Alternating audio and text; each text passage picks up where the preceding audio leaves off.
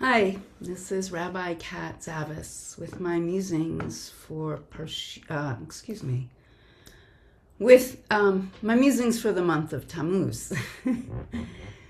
And I'm just going to offer some words before I begin on those musings, just about this time that we're in. Because I don't know about you, but I've been finding this time to be very challenging. There's a lot going on in our world, and my heart's been breaking every day, watching the continued genocide and ethnic cleansing in Palestine, and the expanded now ethnic cleansing that Israel's conducting in Lebanon, the fascism in the United States and in many places around the world, the apparent inability of those in power to stop or be willing to stop any of this. So my heart's been heavy, and I imagine yours has been too. So I just wanted to acknowledge that is the moment we are in. And so now we're entering the month of Tammuz. Well, by the time you see this, we'll be in the month of Tammuz. And so I wanted to share some reflections about that month with you. And the parshiyot of Tammuz are filled with upheaval and transformation. Communities challenge authority, women demand agency over their futures, and new forms of leadership emerge from moments of crisis. These are stories not only of liberation, but of the struggle to create a just society after liberation. It is fitting then that Tammuz coincides with both Juneteenth and Pride Month, two commemorations that remind us that liberation is not a single moment, but an ongoing struggle. Although President Abraham Lincoln signed the Emancipation Proclamation in 1863, freedom remained unrealized for many enslaved people until Union soldiers arrived in Galveston, Texas on June 19, 1865, 2 years later, and enforced what had long been promised. Juneteenth reminds us that liberation proclaimed is not the same as liberation realized. Despite the horrific setbacks, including the Supreme Court gutting the Voting Rights Act, Republicans gerrymandering districts to eliminate Black districts, and continuing police and state anti-Black violence, the struggle for Black liberation is alive and well. Today, as in 1963, freedom delayed is freedom denied, yet we continue the struggle. Pride carries a similar message. What began as resistance to criminalization, violence, and exclusion became a movement that transformed society and expanded the boundaries of freedom.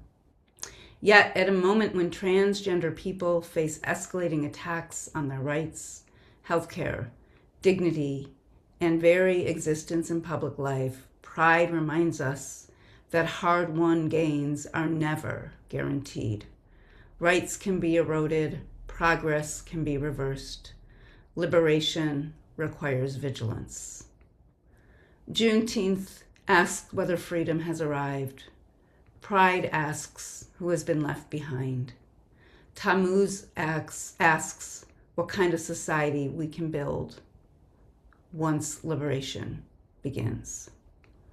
As the United States continues its slide toward authoritarianism, as voting rights are stripped, democratic institutions eroded, hard-won civil rights abolished, and vulnerable communities increasingly attacked, I find myself returning to a powerful text from our liberation theology class, Sisters in the Wilderness, The Challenge of Womanist God Talk by Delores S. Williams. Williams challenges both white feminist theologians and Black liberation theologians to confront a painful truth. Liberation movements often fail to see those who are marginalized within marginalized communities. She insists that we pay attention to what she calls the oppressed of the oppressed of the oppressed. Those whose suffering remains invisible, even within struggles for justice. Through the story of Hagar, William exposes what she describes as the awful reality of victims making victims. Too often, liberation theologies identify with the Hebrew slaves while overlooking the way female slaves and other vulnerable people are exploited by those who themselves experience oppression. Liberation without self-critique risks reproducing the very systems it seeks to dismantle. Williams therefore calls for a deeper and more courageous engagement with our sacred texts.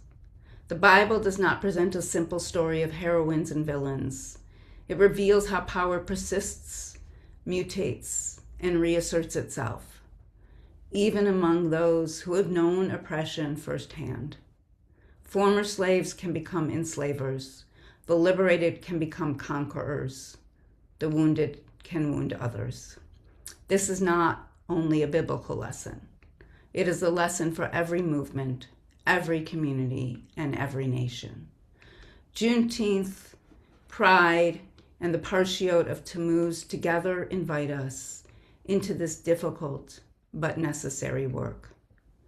They call us to celebrate liberation while also asking harder questions.